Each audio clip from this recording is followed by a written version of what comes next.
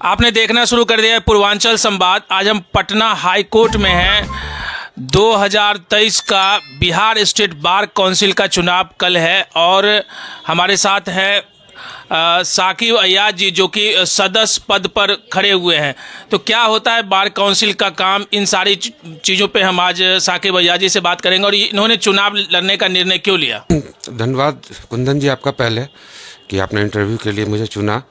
ये बता दें कि बिहार स्टेट बार काउंसिल जो है ये बिहार की एक कह सकते हैं उसको कि सर्वोच्च गवर्निंग बॉडी है और इसके 25 मेंबर होते हैं जो इसी चुनाव के जरिए पूरे बिहार के वकील उसमें चुनते हैं, मतदान करते हैं और चुने जाते हैं। और बिहार के एडवोकेट जनरल इसके एक्स ऑफिसियो मेंबर होते हैं, यानी कुल 26 मेंबर की ये काउंसिल होती है।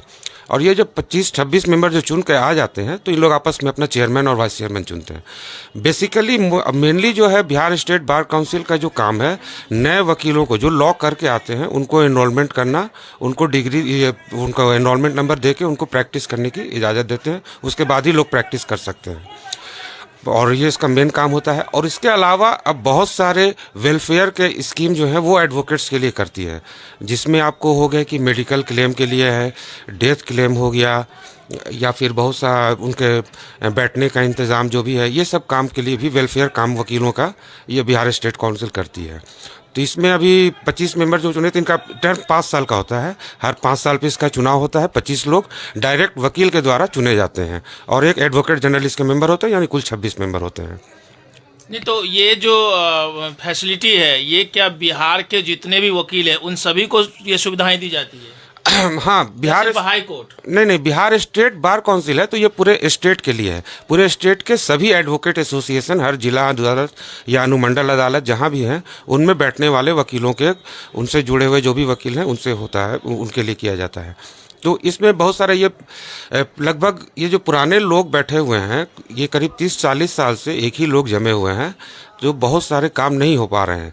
बहुत सारे मुद्दे हैं, बहुत सारे इसके उस 20 को लेकर हम भी इस बार एक उम्मीदवार हैं। हमारा 120 सीरियल नंबर है और इस बार कुल 157 उम्मीदवार हैं, उसमें मैं भी एक उम्मीदवार हूं। और इस बार हमारा मुद्दा बहुत सारे हैं, जैसे कि पहले है कि एडवोकेट्स प्रोटेक्शन एक्ट को लागू करवाना जल्द से जल्द, जिससे एडवोकेट्स की हित की रक्षा हो सके। उसके अलावा मेडिकल क्लेम और डेथ क्लेम जो होता है, एक वकील बेचारा मर जाते हैं या कोई बीमार पड़ गए तो उनको यहाँ दौड़ा के परेशान कर देता है। बेचारा डेथ करके उसको 3 साल 4 साल लग जाता है डेथ क्लेम का पैसा मिलने में। तो उसको जल्द से जल्द मिल सके और ज़्यादा उसको बढ़ाना, अभी 5 से 7 लाख रुपए मिलता है, तो इसको और ज़्यादा बढ़ा के कम से कम 20-25 लाख रुपए उसके परिवार को मिले कि जिससे उसकी कुछ सहायता हो सके। मेडिकल क्लेम में भी बहुत सारी ऐसी बीमारियां हैं और नई नई बीमारियां आ गई हैं जिसके वजह से उन सब का नाम अभी तक इसमें जोड़ा नहीं गया है। और अब तो मैंने ये सब, जैसे आप समझिए कि स्टोन का जो बीमारी है गोल ब्लैडर में या किडनी में, ये सब तो आम बीमारी होगी, ये सब का भी इसमें आपको मेडिकल क्लेम में नहीं मिलता है। वो सब बहुत बड़े बड़े बीमारी और कैंसर और ये सब खाली करते हैं। और बहुत सारी ऐसी बीमारी है जिसको इसमें जोड़ना चाहिए, नए बीमारी को इसमें जोड़ के, और उनका भी जो क्लेम करते हैं उनको जल्द से जल्द उसका भुगतान होना चाहिए, उसको मिलना चाहिए। तो जितनी भी जैसे कि जो सुविधाएं आप कह रहे हैं, आप भी प्रत्याशी बने हैं, प्रत्याशी बनने का हम जो आप बता रहे हैं कारण है कि पहले के जो लोग आज पद पे हैं कहीं न कहीं वो उन सारी चीज़ों की भरपाई नहीं करवा पा रहे हैं। जो जैसे आपने कहा डेथ क्लेम को लेके, आए दिन मान लीजिए सड़क दुर्घटना हो गया या नेचुरल डेथ भी, हार्ट अटैक, ब्रेन हेमरेज, तरह तरह की बीमारियों से लोग ग्रसित हो जाते हैं। तो मेडिकल फैसिलिटी उनको जो आपने कहा कुछ डिजीज ऐड नहीं है उसको भी ऐड किया जाए। इमिडिएटली उनको अगर डेथ होता है तो इमिडिएटली वो फंड दिया जाए। तो मेन मोटो यही सब सोच के आप इस चुनाव में उतरने का निर्णय लिए। हाँ बिल्कुल, यही सब है कि जैसे मेडिकल क्लेम जो है उसको बढ़वाना और उसको जल्द से जल्द भुगतान करना। जैसे बिल जमा किए तुरंत उनको मिल जाना चाहिए। डेथ क्लेम में बेचारे मर गए हैं, डेथ कर गए हैं, तो उनको 1 महीना 2 महीना को मिल जाना चाहिए। अभी तक 4 साल से पेंडिंग पड़ा हुआ है, 4 साल पहले डेथ हुआ, अभी तक उनको नहीं मिला है डेथ क्लेम। और इसका जो अमाउंट है उसको भी बढ़वाने की कोशिश करेंगे कि 20 से 25 लाख रुपए उनको कम से कम मिले। इसके अलावा बैठने की सुविधा, बहुत सारे, हम अभी पूरे बिहार का दौरा किए हैं, बहुत से जिला में हम नहीं जा सके। हम वहाँ के वकीलों से माफ़ी चाहते हैं कि हम समय की कमी की वजह से या कुछ अन्य कारणों से हम नहीं आ पाए। तो वहाँ पे गए तो देखे कि अभी भी लोग झोपड़ी में बैठ के काम कर रहे हैं। उनके पास बेसिक फैसिलिटीज़, जो एक टॉयलेट होना चाहिए, पानी होना चाहिए पीने का, वो सब का भी इंतज़ाम नहीं है। तो इन सब के इंतज़ाम के लिए भी हम वहाँ पे कोशिश करेंगे कि वहाँ पे बिल्डिंग बन जाए और जो बेसिक एमिनिटीज़ हैं, टॉयलेट हुआ, ये पानी हो गया, ई लाइब्रेरी की सुविधा हो, इंटरनेट की सुविधा हो, इस सब से लैस वकालत खाना बने वहाँ पे, और जिससे कि वकील आए अपना आराम से अच्छे से काम कर सके, और यही सब है। और उसके अलावा आपको एडवोकेट प्रोटेक्शन एक्ट लागू करवाना, और हाँ, इसमें फ़ंड के लिए जो होता है, मेनली जो होता है एनरोलमेंट से ही बिहार बार काउंसिल का इनकम होता है। ये सही बात है। एनरोलमेंट फीस भी इन्होंने अभी लगभग 35,000 रुपये कर दिया है। एक नया लड़का आ रहा है, उसको एनरोलमेंट कराने में अभी 35,000 रुपये खर्चा आता है, तो ये भी बहुत ज़्यादा है। उसके लिए एक नए जो नए लोग आएंगे उनके लिए तो प्रैक्टिस करना मुश्किल हो जाएगा, बहुत मुश्किल हो जाएगा, और उसको एनरोलमेंट और फीस कम होना चाहिए।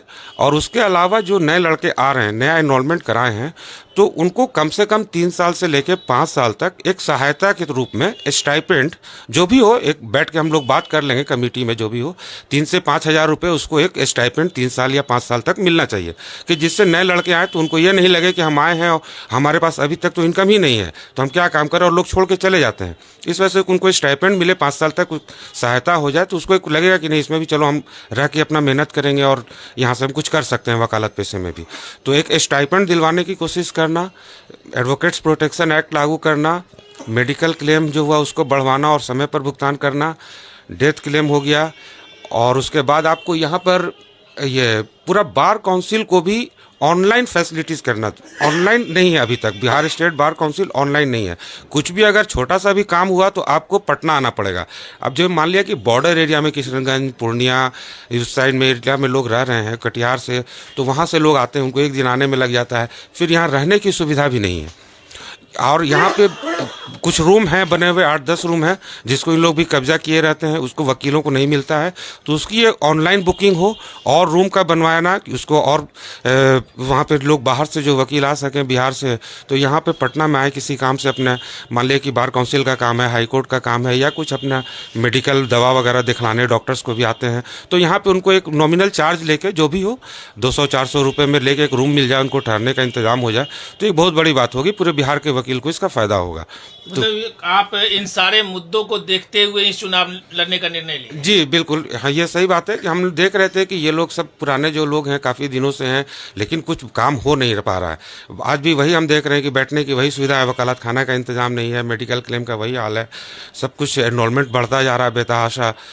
तो वो सबको देखते हुए हमने सोचा कि इस बार हम भी चुनाव लड़ेंगे, और मेरी स्थिति काफ़ी अच्छी है। हम काफ़ी जगह गए, बिहार में जगह जगह आपने चुनाव प्रचार भी किया? जी हाँ, हम काफ़ी जगह गए, कई जिला में गए।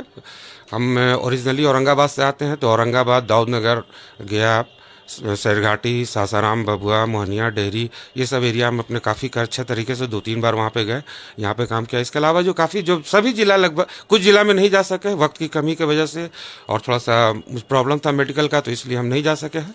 तो हम वहाँ के वकीलों से माजरत चाहते हैं, माफ़ी चाहते हैं, और हम उनसे निवेदन करेंगे कि आप इन सब मुद्दों पे और अच्छे से अच्छे वकील को, ये कोई जरूरी नहीं कि हमें ही चुने, इसमें वरीयता का क्रम होता है, आप वरीयता क्रम में किसी अच्छे से अच्छे वकीलों को, जिनकी साफ सुथरी छवि हो, अच्छे वकील हों, जो वकीलों के हित के लिए काम कर सकें, उनको आप चुनकर लाइए और बहुत एक सशक्त और मजबूत बार काउंसिल को बनाइए, जिससे कि वकीलों के हित में काम हो सके।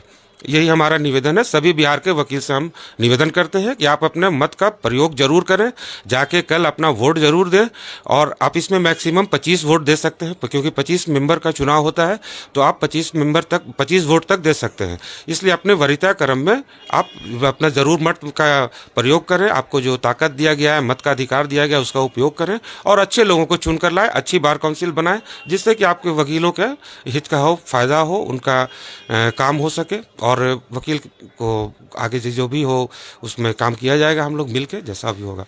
चलिए, तो ये हमारे साथ थे साकिब अय्याज जी, और कई मुद्दों पे जो बार काउंसिल में नहीं हो रहा है वकीलों के हित के लिए, उन सारे हित को लगातार देखते हुए, चूंकि ये भी पटना हाईकोर्ट में काफ़ी दिनों से एडवोकेट हैं और समस्याओं को देखते हैं, बहुत सारे जेन्युइन समस्याएं इन्होंने उठाया। अमूमन आप देखते हैं बिहार के, आप निचले स्तर पे जब आप कचहरियों में जाएंगे, अनुमंडल स्तर पे, तो आप देखेंगे कि आज भी जो वहाँ पे एडवोकेट है वो वाकई में बाहर में बैठ के भी देखते हैं, बाहर में बैठ के भी वकालत करते हैं।